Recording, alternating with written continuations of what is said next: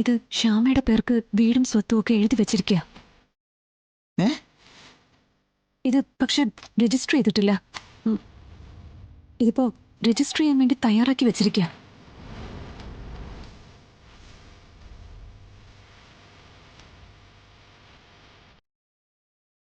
എനിക്കെന്തെങ്കിലും പറ്റിപ്പോയാൽ നീ ഇത് സൂക്ഷിച്ചു വെക്കണം.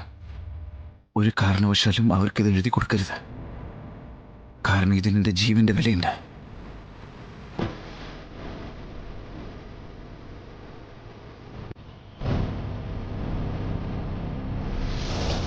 എനിക്കെന്തെങ്കിലും പറ്റിപ്പോയാൽ നീ ഇത് സൂക്ഷിച്ചു വെക്കണം. ഒരു കാരണവശാലും അവർക്ക് എഴുതി കൊടുക്കരുത്. കാരണം ഇതെൻ്റെ ജീവൻ്റെ വിലയാണ്. അപ്പോ ഇത് തിരിച്ചെഴുതി കിട്ടാനാ നമ്മുടെ മക്കളെ അവർ തട്ടിക്കൊണ്ടു പോയിരിക്കുന്നത്. അപ്പൊ എന്റെ സംശയം ശരിയാ, വിളിച്ചിരിക്കുന്നത് സുസ്മിത തന്നെയാ.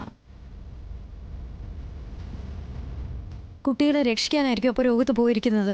അങ്ങനെയാണ് കാര്യങ്ങളെങ്കിൽ രോഹിത്ത് വിചാരിക്കുന്ന പോലെ ഇത് എളുപ്പത്തിൽ കാര്യങ്ങൾ തീരാൻ സാധ്യതയില്ല.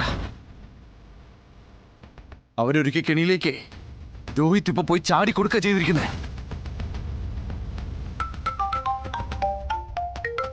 ആനു പറ. മാഡം, രോഹിത്തിന്റെ ഫോണിലേക്ക് അവസാനമായിട്ട് വിളിച്ചിരിക്കുന്നത് സുസ്മിതയെ. Okay, thank you Anu. Okay madam. Susmita തന്നെയാ രോഹിത്തിന്റെ ഫോണിലേക്ക് അവസാനമായിട്ട് വിളിച്ചിരിക്കുന്നത്. ഇതിൽ നിന്നും ഒരു കാര്യം വ്യക്തമായി. സുസ്മിത ഒരുക്കിയ കെണിയിലേക്കാ രോഹിത്ത് ചെന്ന് കയറിയിരിക്കുന്നത്. സുസ്മിതയുടെ കയ്യിൽ തന്നെയായിരിക്കും അപ്പൊ നമ്മുടെ മക്കളുള്ളത്. കുഞ്ഞേച്ചി, നമ്മൾ എന്തെങ്കിലും ഉടനെ ചെയ്യണം, ഇല്ലെങ്കിൽ എല്ലാം കൈവിട്ടു പോകും. വിഷ്ണുട്ട, ബുദ്ധി കൊണ്ട് കളിക്കുന്നവളാ സുസ്മിത. മക്കളെ വെച്ച് വിലപേശി രോഹിത്തിനെ കൊണ്ട് ഡോക്യുമെന്റ്സ് എഴുതി വാങ്ങിക്കുക, അത് മാത്രമാണ് അവളുടെ ലക്ഷ്യം. എന്തായാലും രജിസ്ട്രേഷൻ എന്ന വലിയൊരു കടമ്പ കടക്കേണ്ടതായിട്ടുള്ളത് കൊണ്ട് അത് നടക്കുന്നത് വരെ ജീവൻ അപായമില്ല. പക്ഷെ അതുവരെയുള്ള സമയം അത് നമുക്ക് വളരെ വിലപ്പെട്ടതാണ്.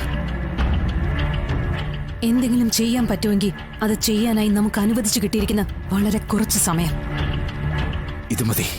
സുസ്മിതയുടെ തലവര മാറ്റി എഴുതാൻ ഈ ഒരു ദിവസം തന്നെ ധാരാള. ഇനി അവൾ ഇതുപോലുള്ള കളികൾ കളിക്കരുത്. അതിനുള്ള പണി കൊടുത്തേ പറ്റൂ.